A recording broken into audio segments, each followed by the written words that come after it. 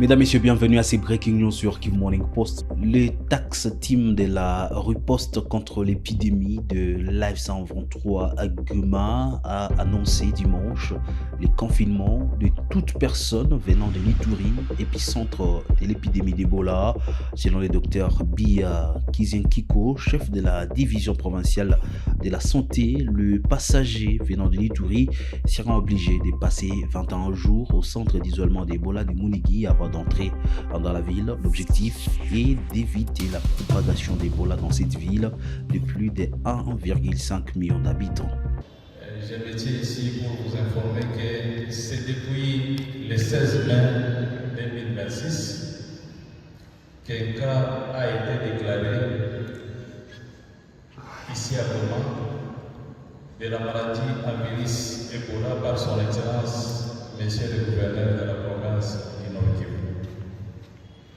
En date du 19 mai, un autre cas a été déclaré en province du Sud Kivu. Il s'agit d'une souche Bundibudio du virus Ebola. Cette épidémie est la 17e que connaît la République démocratique du Congo et la 4e pour la province du Nord Kivu. La maladie à virus Ebola est une maladie très dangereuse, hautement contagieuse et à létalité élevée. Elle se transmet par le contact direct avec les liquides biologiques d'une personne malade ou décédée de la maladie, ainsi qu'avec des aliments infectés ou retrouvés morts.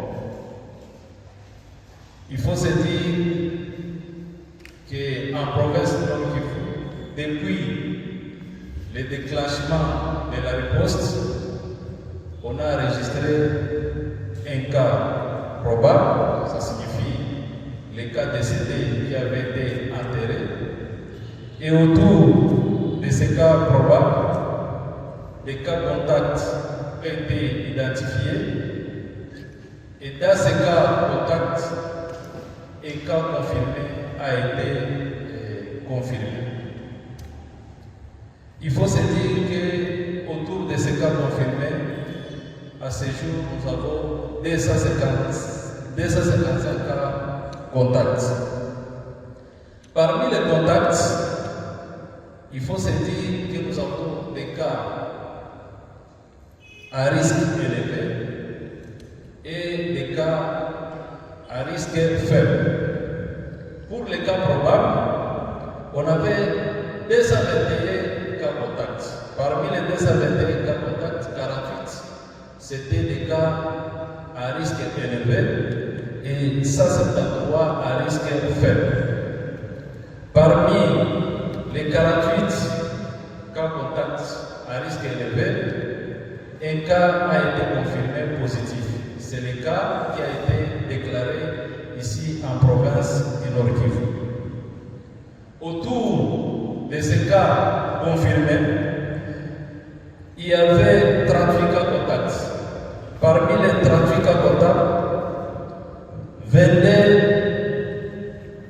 avaient les risques élevés et 16 à risque faible.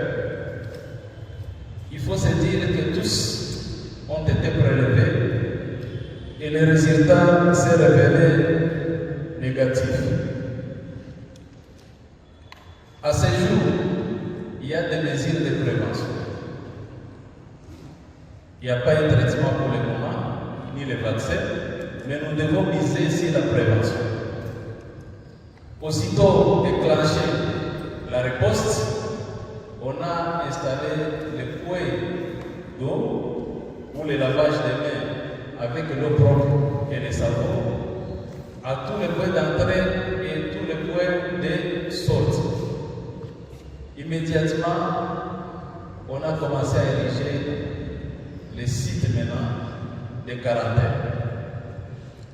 Il faut dire, aujourd'hui je profite pour informer à notre population qu'ils ne doivent pas voir les sites de quarantaine comme une punition, mais c'est un moyen qui va nous aider pour faire quoi? Pour faire face à la propagation de cette maladie. Tout cas en provenance de l'Ituri ou des zones où il y a eu des cas, arrivé ici, nous devons les mettre en quarantaine pendant 21 jours. Pendant les 21 jours, nous allons suivre ces cas.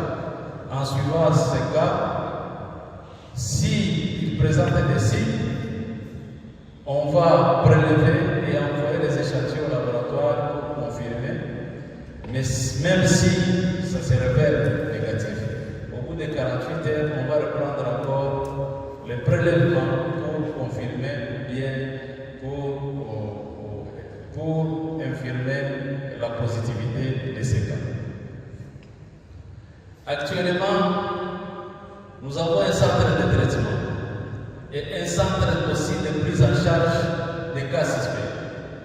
Pour la province du Nord Kivu, nous avons l'hôpital provincial qui a été aménagé. C'est un site qu'on a utilisé lors des épidémies précédentes. Et actuellement, c'est aménagé avec l'appui des partenaires. Tout cas confirmé seront envoyés à l'hôpital provincial pour la prise en charge. Tandis que pour le cas suspect, nous avons l'hôpital de Kéchéo. Les gens vont se poser des questions, est-ce qu'il n'y a pas de risque pour d'autres malades? Il faut se dire que ce sont des sites complètement séparés avec l'hôpital, il n'y a pas de risque. Et actuellement, les sites de Kanyaruchinya, à partir de demain, c'est fonctionnel.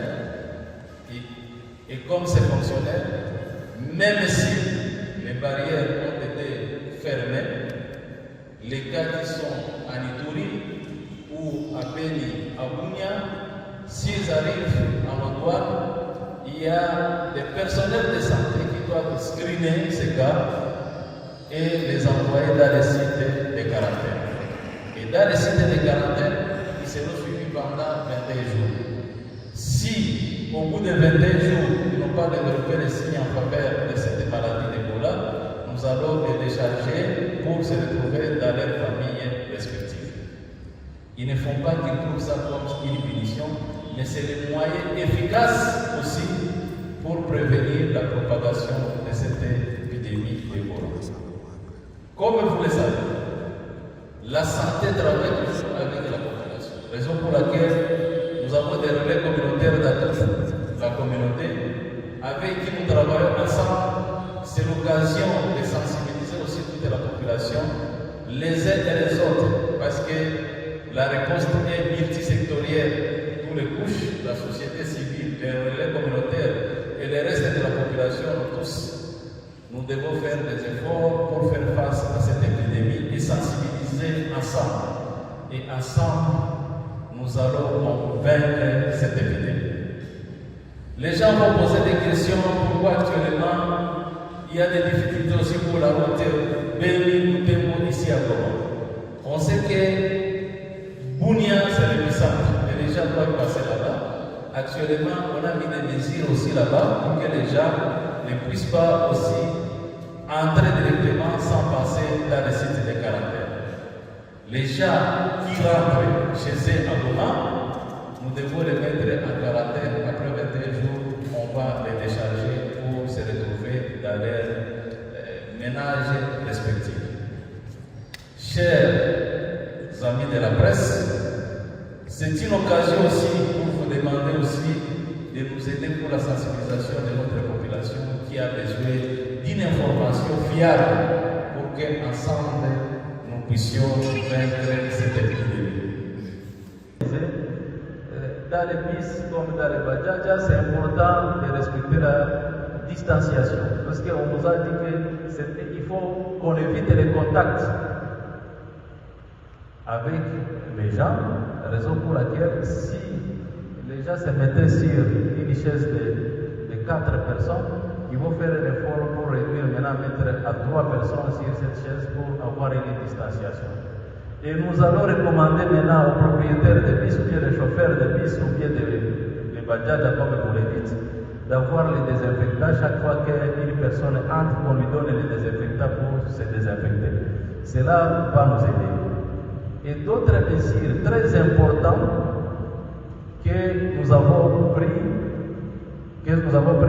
il faut se dire qu'actuellement, personne ne peut enterrer un corps sans personnel maintenant, parce que nous avons la commission d'enterrement dit et sécurisé. Ce sont ces agents-là qui vont s'en charger de l'enterrement des corps, parce qu'on ne sait pas il est décédé de quoi.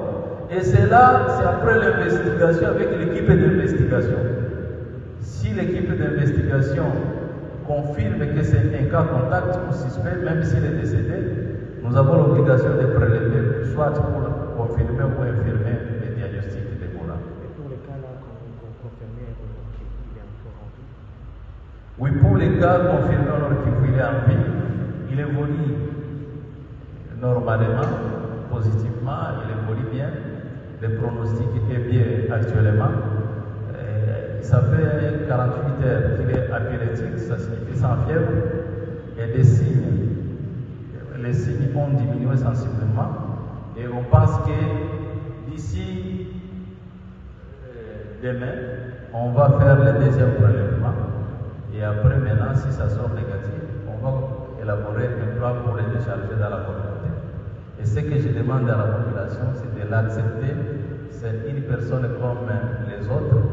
Et aussitôt déchargé, il ne peut plus contaminer, il ne faut pas voir, il faut les recevoir dans la communauté.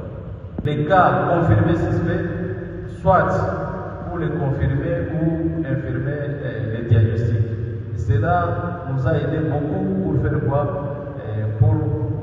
Pour éviter la propagation de cette maladie dans notre population. Que vive la République démocratique du Congo, que vive la province du Nord Kivu, que vive la province du Sud Kivu, et ensemble, nous allons vaincre cette épidémie. Et c'est la fin, mesdames, messieurs, de ces breaking news sur Kivu Morning Post. Merci à vous de l'avoir suivi. Abonnez-vous à Kivu Morning Post.